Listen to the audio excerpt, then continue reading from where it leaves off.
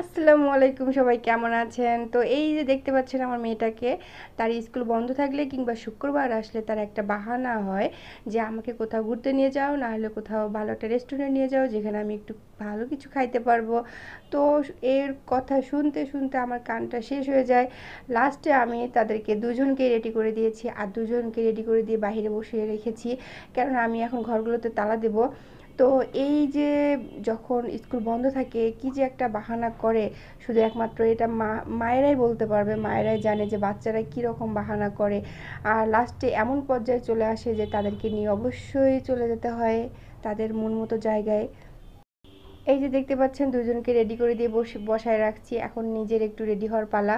কি করব, একা হাতে সন্তান মানুষ করছি, তো একা সব দিকটা সামলাতে হচ্ছে, আমি অনেক ক্লান্ত হয়ে যাই দিন শেষে।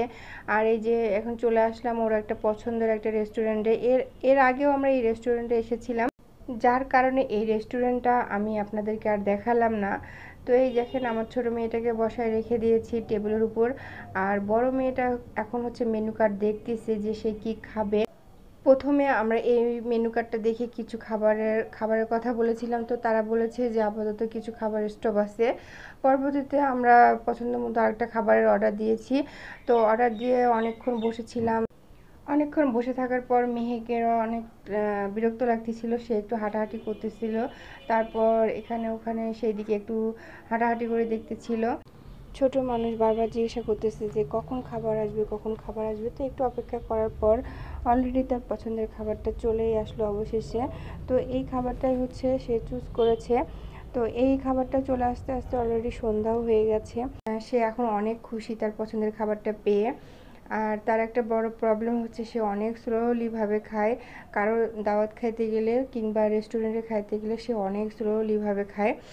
এই যে খাচ্ছে, এই খাওয়াটা দেখবেন আমার খাওয়া হয়ে গেছে, কিন্তু তার খাওয়া এখনও হয়নি। তার জন্য আমার অপেক্ষা করতে হবে, অনেকক্ষণ ধরে ধরে বসে থাকতে হবে।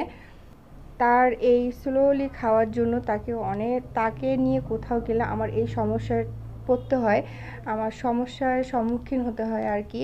তো ছোট মানুষ, তারপরও আমি মনে করি ছোট মানুষ, কিন্তু সেও তারপরও অনেক স্লোলিভাবে খায়। সে খাচ্ছে আর আমি জিজ্ঞাসা করতেছি কেমন লাগতেছে বলো, খাবারের মানটা কীরকম আছে, কেমন লাগতেছে। সে বলল না আম্মু ভালো আছে, অনেক ভালো লাগছে। এই খাবারটা খাইতে খাইতে অলরেডি সন্ধ্যাও হয়ে গিয়েছিল। তো তারপর আমরা অনেকক্ষণ একটু ঘোরাঘুরি করার পর আবার বাসায় চলে আসছি। বড় মেয়েটা মজার সঙ্গে খাচ্ছে, এদিকে ছোট মেয়েটা ভীষণ বিরক্ত করতেছিল তার খাবারের। সেও চাইছিল যে তাকে একটু দিতে। তো এদিকে আমি মেয়েটাকে বললাম যে তুমি একটু বাবুর মুখে দিয়ে দাও। এদিকে যেহেতু এটা ফ্রাইড রাইস ছিল, সেহেতু সেখান থেকে কিছু সবজি নামিয়ে নিয়ে সে শুধু ভাতটা ওর মুখে দিয়ে দিল, আর সে মজার সঙ্গে খেয়ে নিল। তো এই ছিল আজকের মতো একটা ছোট্ট একটা ভিডিও। আর যেহেতু সে বাহানা করেছিল, তার মনের ইচ্ছাটা পূর্ণ হয়ে গেল। তো ঠিক আছে, এই পর্যন্ত। আল্লাহ হাফেজ।